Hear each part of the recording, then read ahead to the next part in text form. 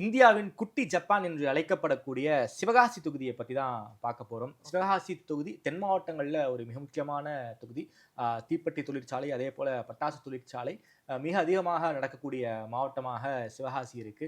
சிவகாசி விருதுநகர் மாவட்டத்துக்குள்ளார வருது. விருதுநகர் மாவட்டத்தை பொறுத்த வரைக்கும் KKSSR ராமச்சந்திரன், அதே போல தங்கம் தென்னரசு 2 மினிஸ்டர் இருக்காங்க.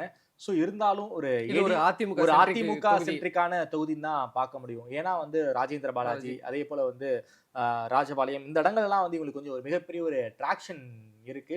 லாஸ்ட் எலெக்ஷன்ல டீப் சவுத்ல காங்கிரஸ் நல்லா பெர்ஃபார்ம் பண்ணாங்க. அதுக்கு திமுக கூட்டணி ஒரு காரணம்.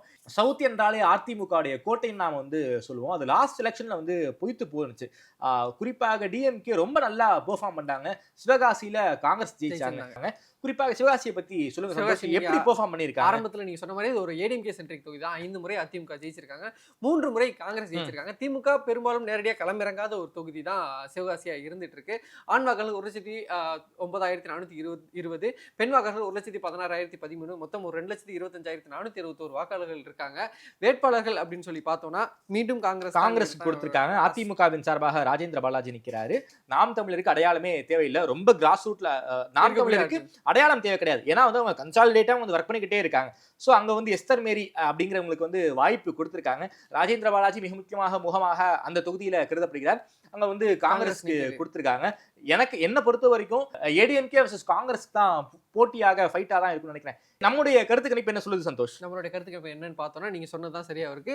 காங்கிரஸ் 25%, ராஜேந்திர பாலாஜி 48%, தாவேகா 19%, நாம் தமிழர் 8%. ஒரு நல்ல லீட தான் ராஜேந்திர பாலாஜி லாஸ்ட் முறை தோத்ததை இங்க விட்டு பிடிச்சிருக்காருன்னு நினைக்கிறேன். அதன் காரணமாக ஒரு அனுதாபத்தின் காரணமாக சிவகாசி மக்கள் ராஜேந்திர பாலாஜி கண்டிப்பா போடுவாங்க. அதாவது ஜெயிக்க வேண்டிய இருக்கவர் தோத்துருந்தாங்கன்னா அதுக்கான ஒர்க் அடுத்த முறை எப்படி பண்ணிருப்பாங்க அப்படின்றதுக்கான ரிசல்ட் தான் இந்த 48. மீண்டும் காங்கிரஸ் கொடுத்திருந்ததுனால ஒரு 25% அங்க நிக்குது. தாவேகா சர்ப்ரைசிங்லி பல இடங்கள்ல இந்த மாதிரியான நம்பர்ஸ் நம்ம பார்த்துட்டு இருக்கோம். இது அவங்க தான் எக்ஸ் ஃபேக்டர்னு நம்மளும் தொடர்ச்சியா சொல்லிட்டு இருக்கோம். சோ அது ஒரு 19% இருக்கு. நாம் தமிழர் 8% இருக்கு.